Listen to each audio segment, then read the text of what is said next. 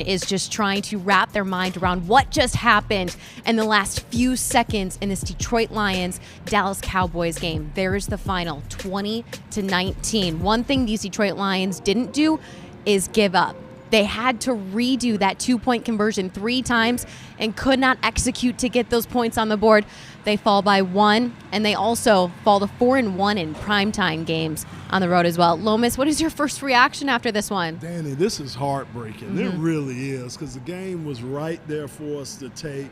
And you know what hurts me the most? When it's out of your control and other people, I don't want to get in trouble, but other people take control of the game and really kind of cause you to lose the game. It's so unfair to those guys that fight for 60 minutes out on that field for it to be taken away the way it was taken away. I'm just disgusted right now. I really am. A 2-point conversion pass was completed to tackle Taylor Decker in the end zone. Take us through the illegal touching call you saw, Lomas. So, Danny, again, as a lineman, if you're going to be at a receiving position, you have to come in and you have to report to the referees. Normally, Danny, you just come in and you just show them like this. You don't really have to say anything to them. Referee sees it. He makes the announcement.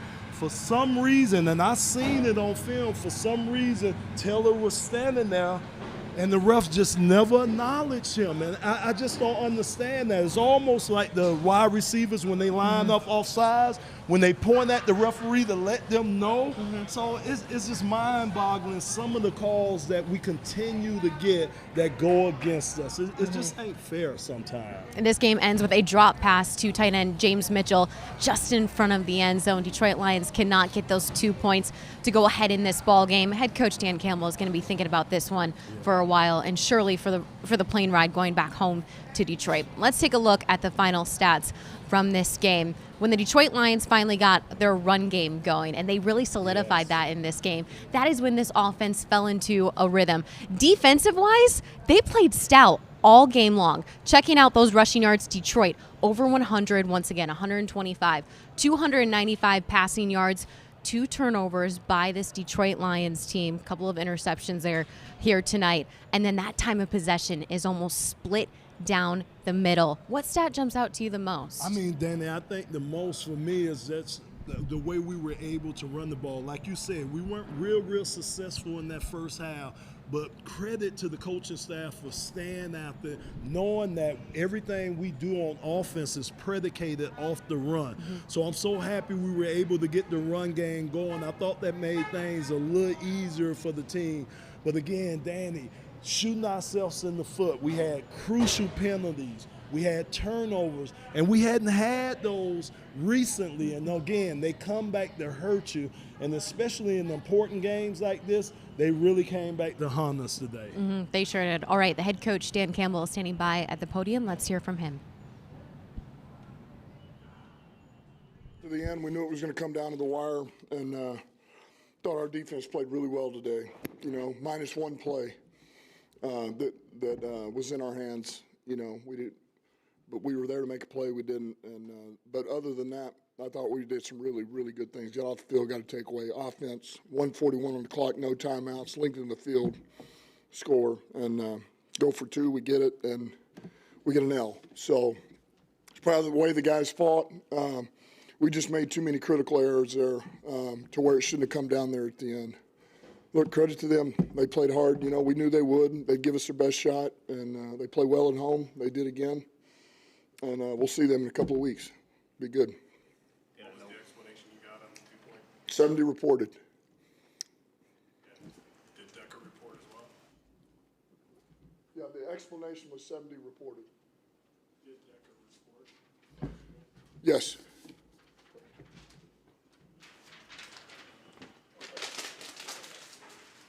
And do they need to announce that if both players report? 2 people can't report. I don't want to talk about it, all right? I explain everything pregame to a T, okay? I did that. 70 reported, 58 didn't, or 68 didn't. We threw it to 68. That was the explanation. Okay. Can you just explain the mentality to go for 2 there at the end? Obviously, you wanted to keep the game in your hand and try to win it. Yeah, I told the offense that we were going down 141 left. We're going to go down and score, and then we're going to go for 2 and finish this game out. I told them that, and so that's what we were doing. And being backed up, that didn't change anything when you get backed up to the Backed 7? up where? To the 7 instead of the 2 from the 2-point play. Did you think at all? We were going for win. The last 2-point play, what happened on that? Was that, should James have caught that pass? What happened on that play exactly from your point of view? We didn't connect. We didn't connect. All right. Well, I thought I just started, my bad. CeeDee Lamb, just the game that he had against you guys today. He's a good player, you know. We tried to double him some, but we also wanted to pressure. And when you pressure, you know, we got to be able to hold up. And you know, you get isolated, you get some one-on-ones. He's a good player, we know that. But I thought we had the right balance. You know, he's tough to contain. He's tough. But I thought our defense played pretty damn good today. We can see the frustration in your face. Can you just explain where it comes from right now? Is it the result? What would you be? Would you be frustrated right now? I mean, is it on the call? Is it on the execution? Is it, you know, what is I don't like losing, Dave, and that's what happened. We lost, and that bothers me. You know, it bothers me. I don't like having an L, so that's the frustration. I'm sorry. I don't mean it at you.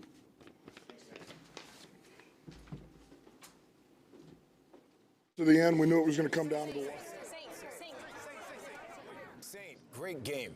Is that the best catch you've ever made? Actually, there was one better. When? The Chicago game? Minnesota? No, getting Cure Auto Insurance. Are you for real? Seriously, when I got here in Michigan, car insurance was the worst. But saving up to 40% by switching to Cure was my best catch. Cure Auto Insurance. Drive well. Detroit Lions Live is brought to you by Cure Auto Insurance. Log on to cure.com to see how you can save. Head coach Dan Campbell not mincing any words in that post-game presser, visibly frustrated, crinkles up the stats. He doesn't want to see him. He knows the play call he wanted at the end of the game, and he didn't get it. And Danny, I think he said, didn't he say in there, he explained to them what was going to happen? And yes. I just don't understand. I'm trying to grasp this, and I'm trying to understand this too, because we've seen it for ourselves. We've seen them go up and report. I just don't understand this. Now the Lions will send this in on Monday. And of course, the league will say, oh, yes, nothing we could do. They were wrong, but there's nothing we can do. How does that help us right now with a loss? It's just, I'm kind of disgusted right now. I know. Really. Lomas, as a former offensive lineman, have you been in situations where you've been eligible and maybe there was a mix-up? Yeah, not like that, Danny, because, again, it's a simple thing. All you have to do is walk up and just present yourself in front of the ref and show him your numbers, and he would know that you're ineligible or an eligible man, which Teller Decker was. All right, let's talk about these offensive weapons that were all over the place for Detroit tonight, starting with wide receiver Amon-Ra St. Brown with that team get back into this ball game. So taking a look at his final stats, under 100 yards for Amon-Ra St. Brown, 6 receptions, not bad at all. Longest reception of the night is 23, but that touchdown was so pivotal. St. Brown says you're only as good as your last game. This is his last game. How would you grade it? I mean, I give the guy really an A. I've given them an A pretty much all year long. But again, just the effort. And like I always say, Dan, it's all about the timing of when you make impact plays, the time and the way when you make big plays. And Amon-Ra St. Brown always seemed to be there right on time. So another big game from him. Like you say, it's not in the stats. It don't look like that in the stats. But it was some huge catches that he made. He kept some drives going for us today, too. Wide receiver Jamison Williams also kept drives going today. Just 2 catches. 63 yards was one of his receptions, the longest completion Jared Goff has thrown all season long. His celebration was pretty good, too. It really was. I like J-Mo. I really did. I'm hoping that he's not injured too bad where he could bounce back for us next week. But, man, you can see the light is starting to turn on for this guy. And you can also see Ben Johnson using them more. He had the reverse that he ran, too. So Ben wants to. Dan Campbell, they want to get J-Mo out there. They want to get him in space because they know he can be a weapon. He's a guy that I want to see get turned loose. I'm glad he got the opportunity to get that long pass too today. Let's go back to the first half for the play of the game. It's got to be the fake punt. We've been waiting a minute for a fake punt. Where have they been, Detroit? You're going to see Jalen Reeves-Maybin throw this ball 31 yards downfield to Khalil Dorsey. Jalen Reeves-Maybin, Lomas, becomes the first Lions defensive player to complete a pass, which is hilarious to me. What can Germ not do? Right. You're right, Danny. What can he do? And when they came out in that formation, I looked at it, I'm like, wow, that looks strange right there.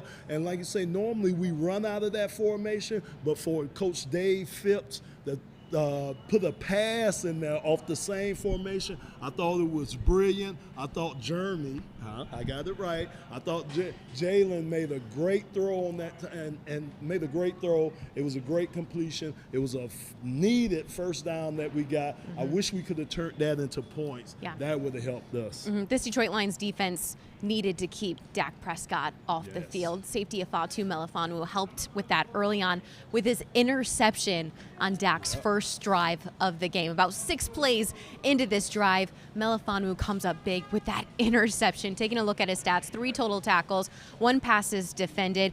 He has been on for the last 3 games, picking up interceptions, sack strips. What have you seen from him over the last 3 weeks? Danny, I see a guy growing. I see a guy growing in his role on this team, man. He's a big guy. He's a physical presence out there on that field, and he's making big impact plays for us. He seems to attract the ball. He's always around the ball.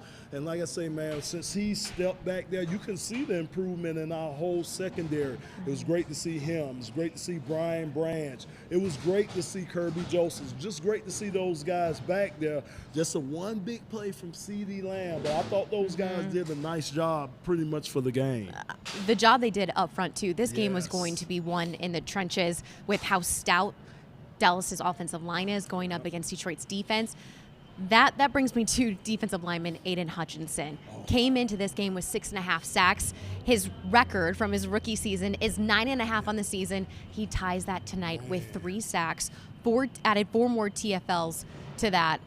And sack yard loss, 22. He showed off. He did. He showed off, Danny. He was ready to play. He came out. He was making an impact. His spin move for his second sack was beautiful, man. It was a beautiful spin move. He was in the backfield most of the day. It was just impressive what Aiden did for us today on the defensive side of the ball, and I think it was infectious. I think it infected the rest of the guys on that defensive front, and they were pretty stout against a pretty good Dallas offensive line. Hutch is our player of the game because of those 3 sacks and how he was able to battle up front. I know everyone wants to see sacks from the second-year defensive lineman. He's one of the top leaders in the NFL in pressures. How did he solidify himself back into being a wrecking ball machine when it comes to pass rushing? There you go, Danny. I like that, a wrecking ball, because, again, not only was he good in the pass game, but he was good against the run, too. He had a number of plays in the run game that maybe people don't recognize or don't stick out to people, but he was sturdy up front. That helped the other guys up front. And then, like I say, when it came to pass situation, that was a beautiful spin move right there, Danny. When it came to those pass situations, he was on point today. It was great to see, and now he can build off this. This should be a confidence builder for Aiden Hutchinson. It sure should be. And you talked about the run game, holding the Dallas Cowboys to just 61 rushing yards. That's not their bread and butter this year, but it still is impressive what level this rush D is at. They need it, Danny. They need it. Just like we need it for our offense, Dallas needs it for their defense. And I think in the first quarter, they might have had -5 yards rushing. That's outstanding from our defense.